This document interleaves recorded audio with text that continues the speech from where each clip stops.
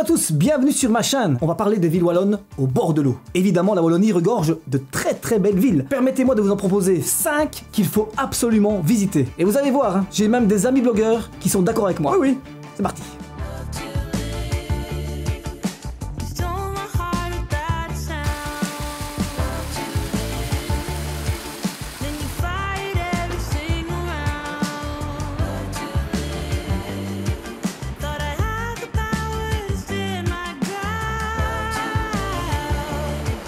À chaque fois, je m'arrête pour prendre des photos, à chaque fois que je vois des beaux paysages. Il y a aussi pas mal d'endroits qui se concentrent autour de l'eau. Ça aussi, j'adore parce que, allez, je sais pas pourquoi, mais ça a toujours un effet très relaxant sur moi.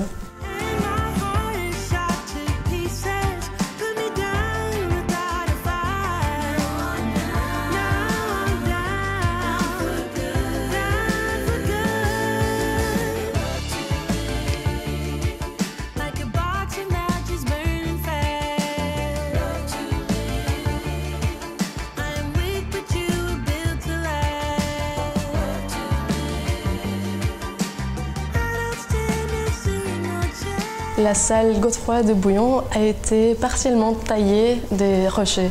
J'ai trouvé ça assez intéressant. Ça vaut vraiment la peine de visiter. Aussi pour la belle vue panoramique qu'on a de là-haut sur la vallée avec sa ville et la Sémois. Je pense que j'ai fait chacune de ces ruelles au moins 5 fois et à chaque fois que je passais, je découvrais un nouvel élément qui était très beau à photographier. La meilleure vue, c'est à partir du pont Roi-Baudouin. On voit très bien la Meuse, la vieille ville et en plus le fort. Donc on a tout ça dans un cadrage. Chacune de ces villes est très riche au niveau de histoire, culture. Il y a plein de bars, restaurants et d'autres facilités pour les touristes. Et en plus, elles sont toutes situées dans une région naturelle qui est vraiment très belle. On est directement bercé par le remous, qu'on soit dans une ville ou même dans un village.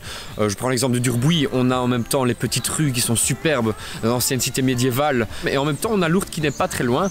L'Ourthe qui coule et qui se laisse aller et qui procure évidemment une sensation de ville hyper agréable évidemment. J'avais donc choisi 5 villes qui pour moi étaient mes coups de cœur. J'ai adoré. Je serais bien resté parce que ici c'est un peu le... Enfin, soit bon, là je m'écarte du sujet. Franchement, allez-y. D'ailleurs, je vous les cite. Dinan, Durbuy, oui, Stavelot, Bouillon. C'est bien beau tes visites, hein.